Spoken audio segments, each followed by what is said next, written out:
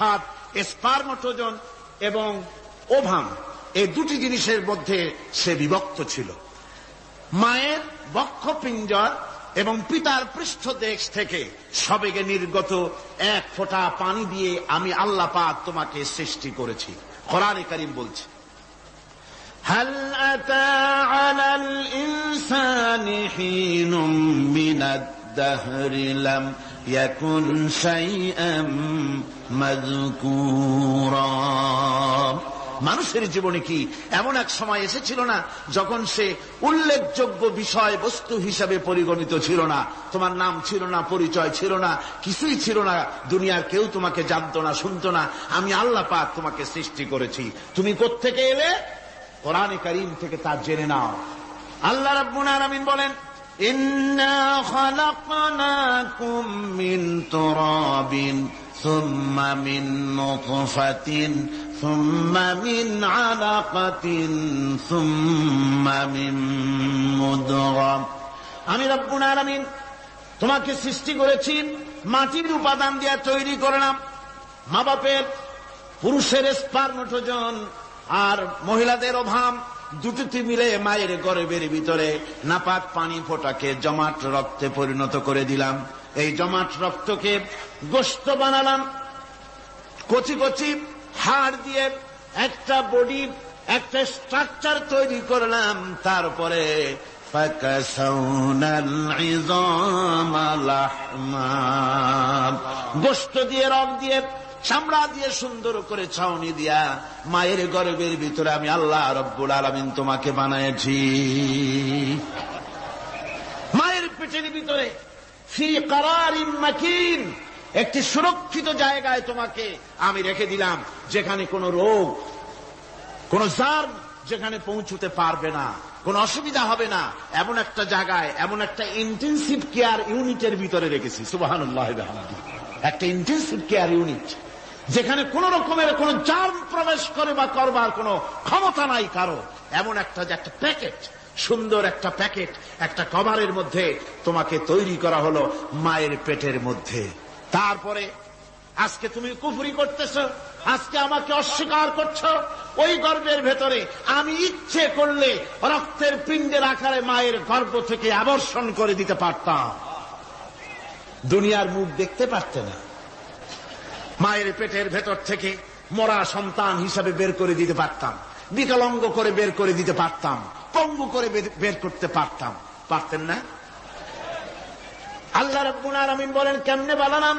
খালাকাল ইনসান, মানুষ আমি সৃষ্টি করেছি। মায়ের পেটের ভিতরে বসে যখন ক্ষুধার উদ্রেক হলো, রুহু যখন এসে গেল, ক্ষুধা লাগলো, খাবারের প্রয়োজন হলো, আমি কেমনে খাওয়ালাম? দুনিয়ার কোন মা বাপ, কোন নেতা, কোন ডাক্তার, কোন চিকিৎসা বিজ্ঞানী মায়ের পেটের সন্তানের খাবার সরবরাহ করতে পারে না। আল্লাহ পাক বলেন, তুমি কি খাবে? ব্যবস্থা আমি করেছি। মায়ের মাসিক অসুখকে বন্ধ করে দিয়ে মায়ের নাভির সঙ্গে তোমার নাভির সাথে তার লাগাইয়া দিয়েছি, আর ওই তারের মাধ্যমে রক্ত বের করে দিয়া মায়ের রক্ত দিয়ে তিল তিল করে তোমারে বড় করেছি। রক্তটা মুখে লাগাই নাই, মুখে লাগলে পরে নাপাক রক্ত, মুখটা নাপাক হয়ে যাবে। নাভির ভিতর দিয়ে পাস করে দিলাম, মুখটাকে পবিত্র রেখে দিলাম, যাতে করে দুনিয়ায় আসার পর আমার পবিত্র বানানো মুখখানা দিয়া এই দুনিয়ায় বসে তোমার আল্লাহর পবিত্র নামের জিকির করতে পারো।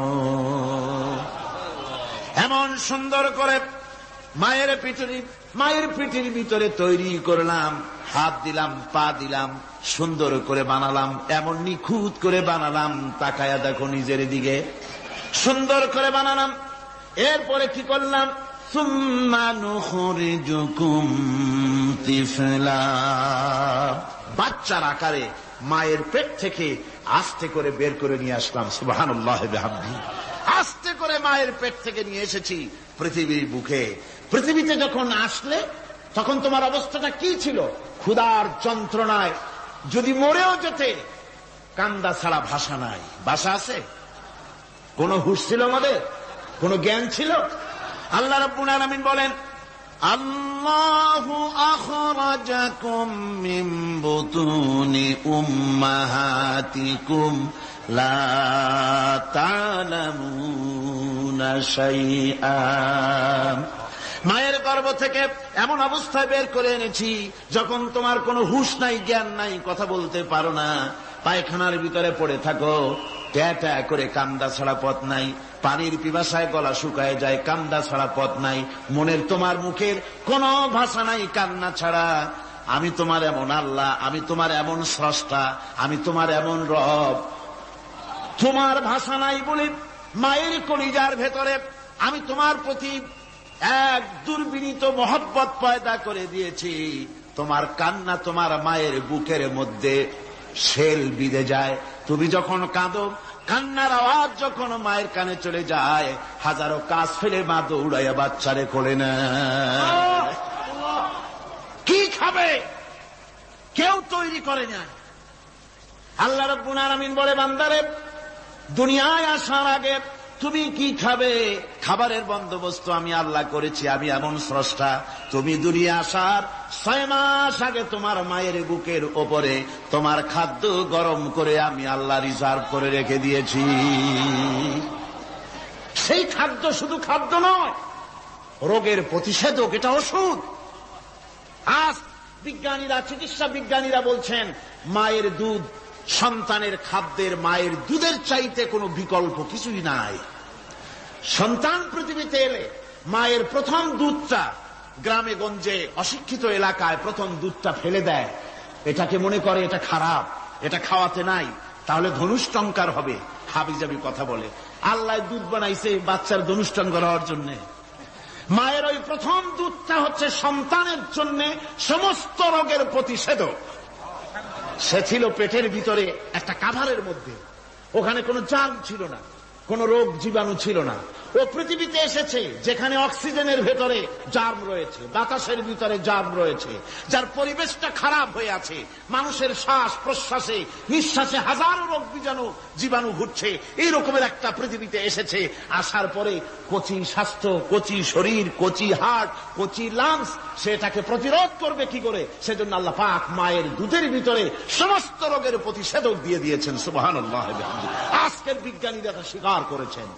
অনেক মা তার সন্তানকে দুধ দেন না, নিজের শরীর স্বাস্থ্য ভালো রাখার চিন্তা করে বাচ্চাকে দুধ খাওয়ান না। এটা অত্যন্ত নির্মম কাজ। বাচ্চাকে দুধ খাওয়ালে বাচ্চার সাথে মায়ের মহব্বত বাড়ে। ইউরোপে, আমেরিকায় মাকে মা বলে ডাকে না, বাপকে শ্রদ্ধা করে না, সম্মান করে না। তার কারণ সেখানে মায়েরা তার সন্তানদেরকে কোলে নেয় না, সন্তানদেরকে ফিডার খাওয়ায়। আর আমি নিজের চোখে দেখেছি মায়েরা ইউরোপে, আমেরিকায় যখন শপিং এ আসে, তখন রাস্তায় যখন আসে, তখন ওই পুশ চেয়ার গুলিতে বাচ্চাকে শোয়াইয়া বাচ্চা এভাবে পুশ চেয়ারে করে ঠেলে নিয়ে যায়, আর কুত্তার বাচ্চাগুলি কোলে করে ঘুরে বেড়ায়। কুত্তার বাচ্চা কোলে নেয়, নিজের বাচ্চা পুশ চেয়ারে করে ঠেলে। সেই জন্য মায়ের প্রতি সন্তানের মহব্বত হয় না, সন্তানেরও মায়ের প্রতি কোনো শ্রদ্ধা জাগে না। আল্লাহ কি ব্যবস্থা মায়ের কলিজার মধ্যে মহব্বত পয়দা করে দিয়েছেন আল্লাহ পাক। মায়ের বুকের দুধের ভিতরে আল্লাহ রাব্বুল আলামিন, আল্লাহ পাক বলছেন, আমি মানুষ সৃষ্টি করেছি আর তার সমস্ত প্রয়োজন মিটিয়েছি, তার খাবারের সব প্রয়োজন মিটিয়ে দিয়েছি। দুধটাকে ঘন করি নাই হজম করতে পারবে না বলে, ওই দুধটা সামান্য পাতলা করে দিয়েছি, ওর ভিতরে সামান্য মিষ্টি দিয়েছি। দুধের বোটার ভিতরে একটা ছিদ্র দিলে, চোষা মারলে পরে অনেকগুলি দুধ বেরিয়ে এসে গলাটা আটকে যেত, তোমার কচি কণ্ঠ গলা আটকে যেত, শ্বাস করতে পারতে না। এজন্য মায়ের স্তনের বোটার ভিতরে সূক্ষ্ম সূক্ষ্ম 32টা ছিদ্র করে আস্তে করে দুধ বার করে তোমার জীবন আমি বাঁচাইছি। খলাকাল ইনসান, মানুষ সৃষ্টি করেছি আমি আল্লাহ পাক। সুতরাং যে আল্লাহ পাক এ মানুষ সৃষ্টি করলেন আর মায়ের কলিজার ভিতরে মোহব্বত পয়দা করে দিলেন, সে আল্লাহ পাক বলছেন, খবরদার ওই মাকেও যেন আবার ভুলে যেও না। মাকে সম্মান করে করো, মা বাপকে মোহব্বত করো, তাদেরকে শ্রদ্ধা করো। বউ পাইয়া, সুন্দরী স্ত্রী পেয়ে মায়ের কথা ভুলে যেও না। অনেক সাহেব আছে মায়ের কথা ভুলে যায়, স্ত্রীর কথা অনুযায়ী মায়ের উপরে অত্যাচার করে, এরকমও বহুত আছে। আল্লাহ পাক বলছেন, শোনো, وَقَضَى رَبُّكَ أَلَّا تَعْبُدُوا إِلَّا إِيَّاهُ وَبِالْوَالِدَيْنِ إِحْسَانًا। তোমার প্রভুর পক্ষ থেকে ফয়সালা হয়েছে, চূড়ান্ত সিদ্ধান্ত হয়ে গিয়েছে, আমি আল্লাহর ইবাদতের পর তোমার মা বাপের ইহসান করবে, খেদমত করবে, তাদের জন্য উপকার করবে, তাদেরকে ভালোবাসবে।